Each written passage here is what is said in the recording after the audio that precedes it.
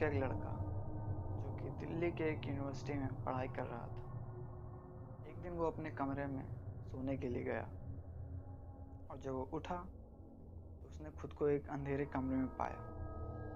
उसे कुछ समझ नहीं आया कि वो कहाँ है। उसने बाहर आने की कोशिश की लेकिन उसे निराशा ही हाथ लगी।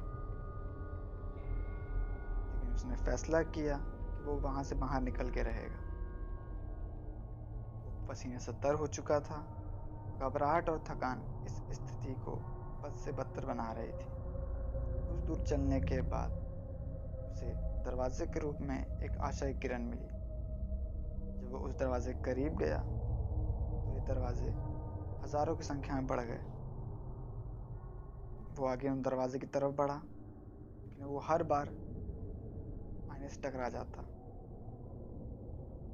उसने हर तरफ जाने की कोशिश की लेकिन उसे सफलता नहीं मिली। उसका चेहरा और हाथ खून से लथपथ हो चुके थे।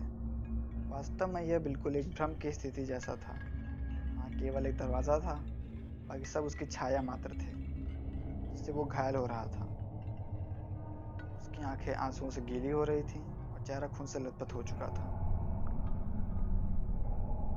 इन सब के बावजूद वो यहाँ से बाहर आना चाहता था। वह बिना किसी उम्मीद के रोया और खुद से पूछा कि वह वहाँ क्यों है।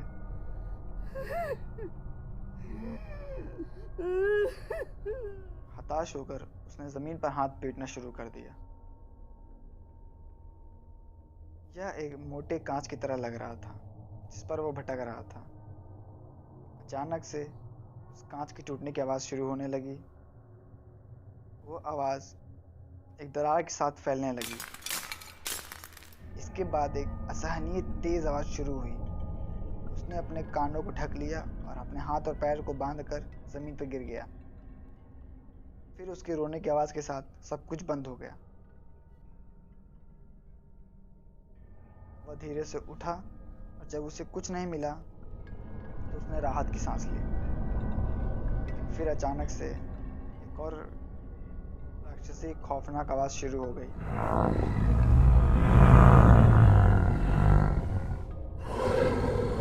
वो डर गया। वो पीछे मुड़कर देखना नहीं चाहता था लेकिन वो क्रीपी वॉइस धीरे धीरे उसकी ओर बढ़ रही थी।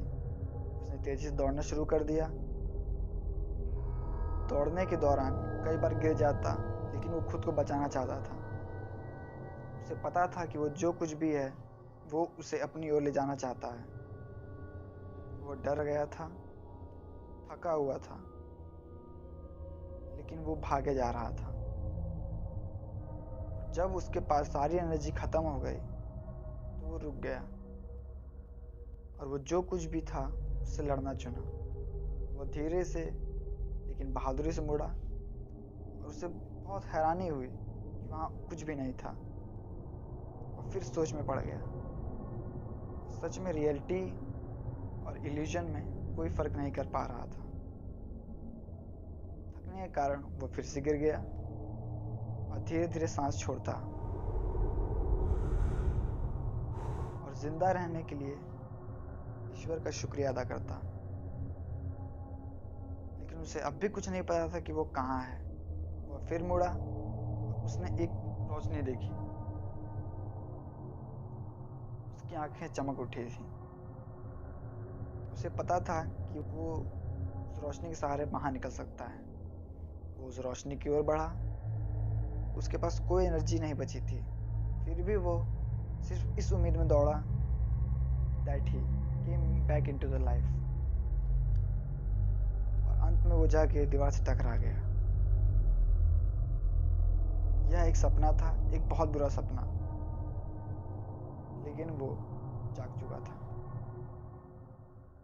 तो ये थी हमारी आज की कहानी। फिर मिलेंगे अगली कहानी के साथ।